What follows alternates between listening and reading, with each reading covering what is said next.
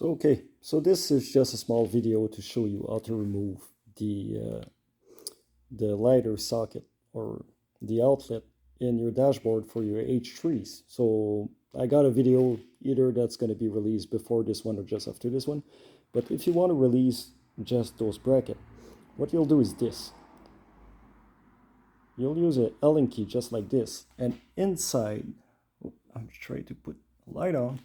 Inside, you see we got those little square on each side. And what happened, this holds the outlet in place. So what we'll do is just get this Allen key inside of it, and you see how it's made. So we'll use this as a leverage. So we'll just put it in and squeeze it. And at the same time, with your other hand, you're going to make a pressure on the side that you're pushing. So if I'm pushing on this side, like this, I will keep a pressure behind it on that side. And once I feel that I disconnect it, I'll keep that pressure on, and I'll switch this around and go for the second square on the other side. And I'll do a pressure again, and the whole thing's going to pop. So it prevents you from buying the tool for it. So if you don't have the tool, that is a technique that you can actually use to help you out. So let's say I do this one. So I do a lot of pressure, and I make a pressure at the bottom at the same time. And I'll do the same on this side and push. And you see, the whole thing just completely slide out. So that's it, as simple as that. So just a simple Allen key will do that job.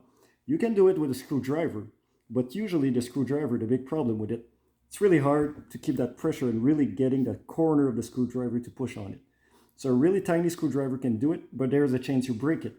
And this kind of mimic the tool that Dorman sells.